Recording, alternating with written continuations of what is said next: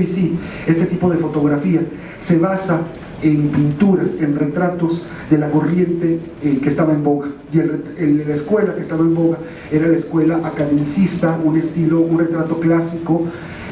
Por ejemplo, el ejemplo que traigo es el ejemplo de Ingres, de Auguste Ingres, de mediados del siglo XIX.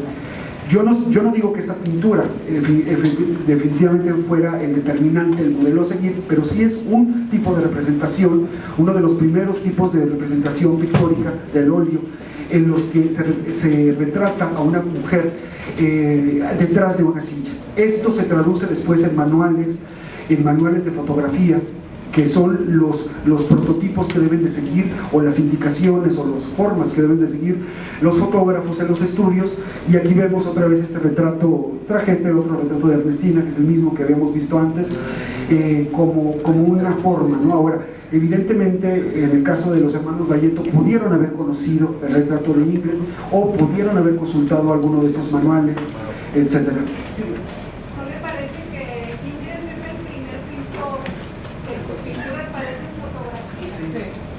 Bueno, de los primeros, sí, claro, también. Sí, bueno, hay varios, incluso la utilización de la cámara oscura en otros pintores. Bueno, sí, también está ahí, ya se ha debatido y se ha escrito mucho al respecto, pero sí, la pintura de Ingres es verdaderamente extraordinaria, y ese es el tipo de pintura academicista que determina, que influye en los primeros modelos, y que es la pauta que utilizan en los manuales de fotografía de mediados y toda la segunda mitad del siglo XIX, ¿no? Por ejemplo, hablando de este tipo de mobiliario, de sillas, aquí podemos ver este tipo de silla de vestíbulo, que así se denomina, que se utiliza. Eran mobiliario muy decorado, eran mobiliario muy inusual, que la gente probablemente no podía tener en su casa. Esa era la idea, ¿no? Que se representaran en un ambiente ideal. O esta de estilo historicista, que eran estos neobarroco, neogótico, etcétera. O este tipo de silla con formas florales o de follaje, como si fueran unos troncos extraordinarias que tenía el estudio en este caso el de la derecha es el de los hermanos Galletto, el de la izquierda otro fotógrafo de la Ciudad de México, Casanova, que a mí me parece extraordinario, ¿no? Porque entre el vestuario de la mujer, la postura, la silla, hay una forma de ondulaciones que va siendo una solución, me parece muy bien resuelta, de Casanova. Esta silla de Mirón, que era una silla que se utilizaba mucho para jugar naipes, también fue muchos estudios del siglo XIX tenían este tipo de sillas, y era muy versátil este tipo de silla, por eso es que la compraban y la tenían, ¿no? Podían posar junto a un lado, podían sentarse, digamos, de manera lateral, o podían utilizarse como para lo que fue hecho este tipo de silla, ¿no? Que se sentaban de bruces, o no sé cómo se diga, sobre la silla, ¿no? Sí, dígame. Estas fotografías que estamos viendo continúan siendo de larga exposición ya a finales de los... No, ya eran menores las exposiciones, no, lo que fueron daguerrotipos, digamos, ya los daguerrotipos al final ya eran segundos, básicamente, ya eran exposiciones de menos de un minuto. Claro, se creó todo este mito, ¿no? Digo, la primera imagen que les enseñé del Boulevard, ¿se acuerdan? Esa, al parecer, fue tomada en 15 minutos, ¿no? Pero ya después, ya con la fotografía y papel, o sea, lo que pasa es que se crea toda una tecnología, eso hay que entenderlo, ¿no? Se crea toda una tecnología que van perfeccionando, hay fabricantes de óptica alemanes que se dedican obsesivamente a perfeccionar los lentes de las cámaras, las películas, o sea, todo va a que sea todo más rápido, más inmediato, ¿no? De tal forma que ya después vendrán a finales del siglo XIX, bueno, de hecho el primer fotógrafo aficionado probablemente que hubo en México fue un rico que podía pagarse ese gusto de tener su estudio en su propia casa, José Amor y Escandón. Y hacia 1860, él ya hacía, en los 60 él ya estaba haciendo retrato fotográfico, ¿no? De hecho, Roberto Ortiz les va a platicar de la Sociedad de Fotógrafos Aficionados aquí en Monterrey, de la siguiente conferencia, y ya local, y bueno, pero no, ya en exposiciones de segundos. Aún así, hasta los 70s, hay algunos manuales que siguen recomendando el uso del sujetacabezas, ¿no? Era este aparato, seguramente ustedes han oído hablar de ello, era un aparato que sujetaba la nuca o la parte de atrás, Yo tengo la teoría de que probablemente se sujetaba, ya después se utilizaba para sujetar la parte de la cintura de las personas para que no se movieran. Estando en un lugar ahí parado en medio del estudio, y se puede descubrir, no recuerdo si traigo una imagen, se puede descubrir por el uso del tripoide, una base de tripoide en forma triangular, que era lo que sujetaba precisamente a las personas, ¿no? De la parte de la nuca incluso había sillas que tenían integrado el sujetacabezas, ¿no? Entonces se compara la experiencia de ir al estudio fotográfico con el olor de los químicos, de repente la hacen análoga, ¿no? a la visita con un dentista. Es un poco como tortura, sobre todo cuando eran exposiciones muy largas, de 5 o 10 minutos con el daguerrotipo, ¿no? Pero este tipo de sillas, les digo, bueno, nada más les muestro algunos ejemplos, o esta silla Tonet, que era muy ligera, que estuvo muy de boga hacia finales del siglo XIX, y que bueno, muchas casas tienen este tipo de mobiliario, que era una modalidad de la madera torneada, o este cheslón, que tenía por ejemplo, de formas homorfas y florales que tenía Octaviano del Amor en Guadalajara. Era también un tipo de silla muy recurrente, ¿no? Que utilizaban, a lo mejor podía ser una silla corta, pero es lo que les digo para que vean, ¿no? O sea, a la hora de encuadrar y de cortar la imagen, parecería como si fuera, estoy refiriéndome a la imagen de la derecha, podría parecer como si fuera un gran cheslón, ¿no? Y probablemente era una silla no tan grande. O esta silla Sabrola, que tenía el estudio de Valleto, como este estilo renacentista, ¿no? Que también lo utilizaba de diferentes formas para posar a los modelos, ¿no? Es muy curioso de que no había mobiliario, pocos fotógrafos realmente crearon y se preocuparon por el mobiliario y por las representaciones de los niños, ¿no? Siempre estaban los pobrecitos trepados en bancos, sujetándose en barandales, porque pues era un mundo creado para adultos, ¿no? Realmente a los que los niños accesaban, ¿no? Sin embargo, sí había una serie de elementos escenográficos y teatrales para los niños, ¿no? Que los estudios tenían, ¿no? Por ejemplo, recuerdo los hermanos Valleto tenían un conejito ya para los niños. O por ejemplo como este estudio de Octaviano de la Mora, que parece que es un gatito, pero no, realmente es un gato dimensional recortado. Ahorita vamos a ver esto en un mobiliario que tenían especialmente para los niños. Esto también es otra cosa importante que mencionar. La gente llevaba, no era usual, no era común, pero sí podía ocurrir frecuentemente, la gente llevaba sus propios objetos. Lo que sí notas ahí es que el niño tiene el pelo negro y esta era una güerita. Y bueno, dentro de los elementos escenográficos del estudio, por ejemplo, si yo les presento esta imagen del estudio con una familia, sin contar a las personas y sin contar a la muñeca que está ahí paradita junto con la niña, y les preguntara cuántos elementos escenográficos o de mobiliario tiene esta fotografía, probablemente les parezca increíble que son 16 elementos. Empezando por la cortina al extremo izquierdo, que eso ya es parte, digamos, de la representación. Está este sillón donde está sentado el padre. Tenemos una vitrina que apenas se asoma en esta parte de la fotografía. Está el fondo, este es otro elemento. En fin, si vamos contando cada uno de los elementos de la fotografía, son 16, y de repente, si lo vemos así, pues no parece, ¿no? Ese es parte también del truco, ¿no? Que hay una investigadora que ella dice que el apiñonamiento de objetos y de piezas de mobiliario era a lo que se aspiraba, ¿no? De repente, porque eso daba idea de riqueza. Era parte de la mentalidad evidentemente de ese entonces, ¿no? Ese es el estudio de las hermanas Torres. Probablemente fue el primer estudio atendido por mujeres, porque claro, ¿no? Cuando una mujer llegaba al estudio había que tocarla, había que dirigirle, tocarle el hombro, moverle los hombros o los brazos para que esto, o el rostro, se le iba diciendo, voltea más para acá.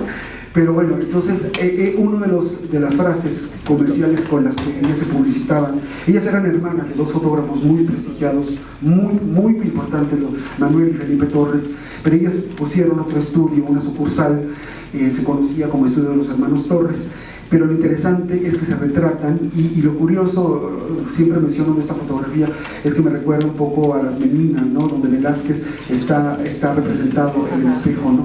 Porque uno de los hermanos Torres, me parece que es Felipe, está ahí en el espejo tomando la fotografía a las hermanas, ¿no? Y esa es la parte, el fotógrafo se puso exactamente en donde posaban los modelos, ¿no? Porque lo que está en ellas es la parte donde están estos muestrarios en el interior del estudio, y están, digamos, era como una pequeña sala de espera dentro del estudio fotográfico, ¿no?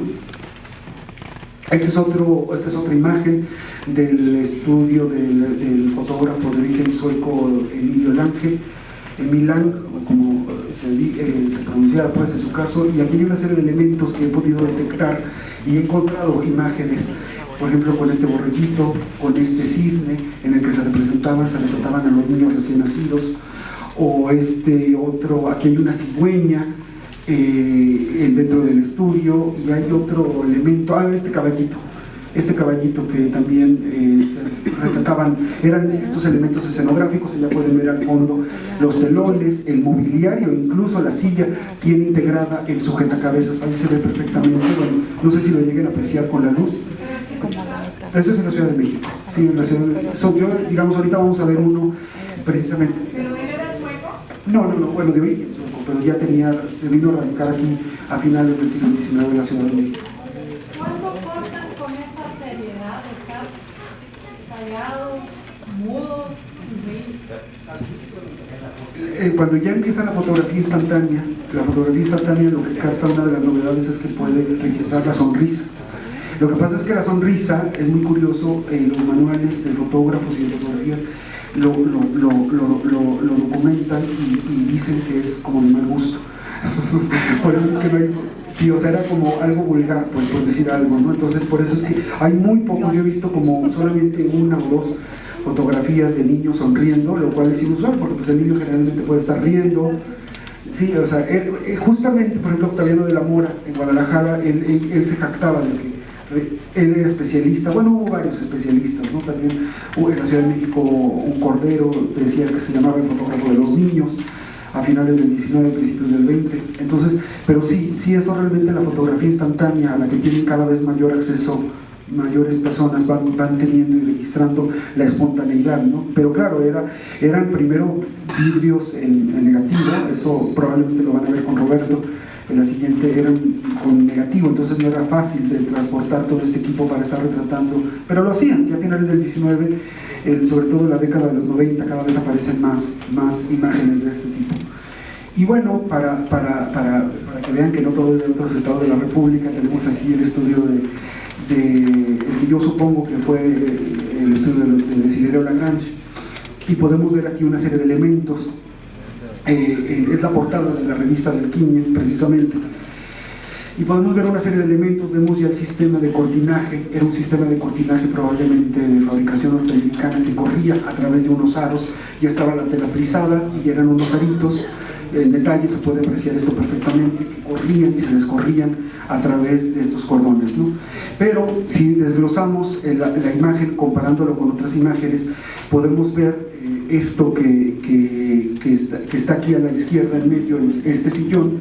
Lo podemos ver en otra fotografía que efectivamente realizó para el general Bernardo Reyes, con este telón que ya les había mostrado, y ahí podemos ver la silla, ¿no? Ahora veamos otra vez el estudio fotográfico y vamos a ver la balaustrada que están estas columnas fijas por la parte de arriba y de abajo, y podemos ver otro retrato que se retrataban. Este era el uso de la balaustrada, ¿no? Como si estuvieran en un exterior. Ahí incluso para mí me da la idea de que como si fuera un invernadero, ¿no? Lo que pasa es que es muy importante, antes de determinar si es tal lugar o tal cosa, comparar varias imágenes, ¿no? Como para decir aquí, pero por lo que yo percibo es como si fuera un invernadero, un exterior, ¿no? Pero bueno, ahí vemos la balaustrada.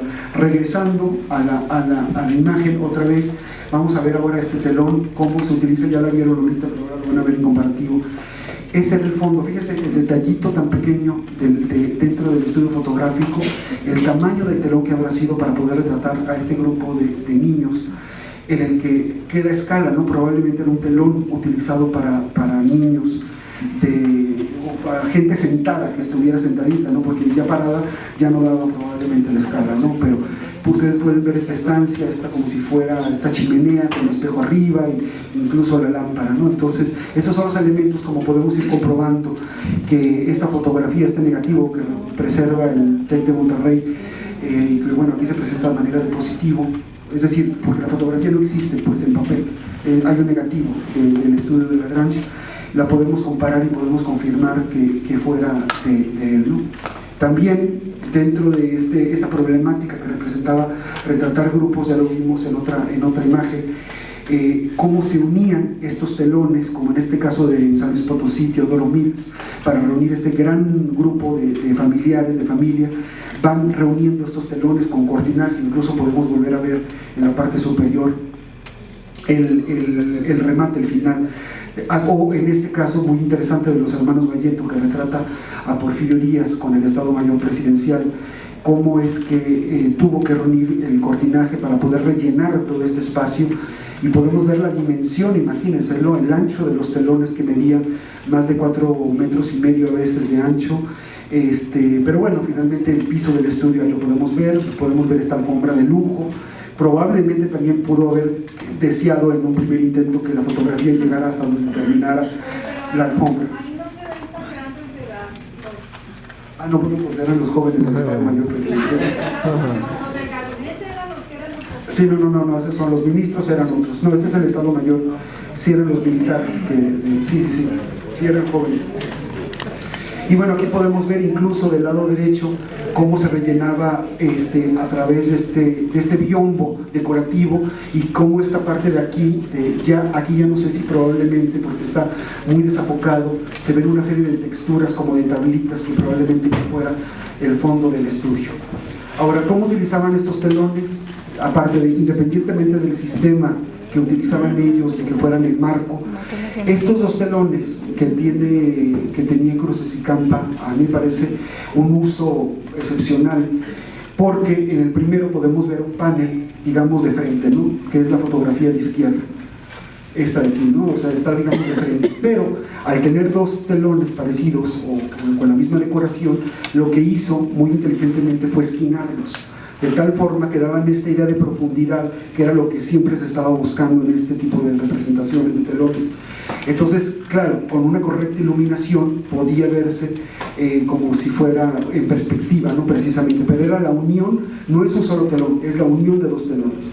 Incluso en el tercer telón tiene una nueva variante, que es un fotomontaje, es decir, todo a partir del marco oscuro, es una sobreposición en fotomontaje, porque la imagen misma es una fotografía, no es una pintura.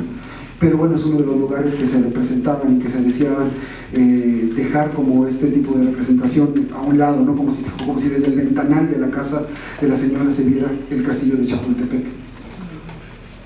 Igual aquí, lo que les comentaba también en otra ocasión, cuando vimos esta de los hermanos Chandra, ¿no?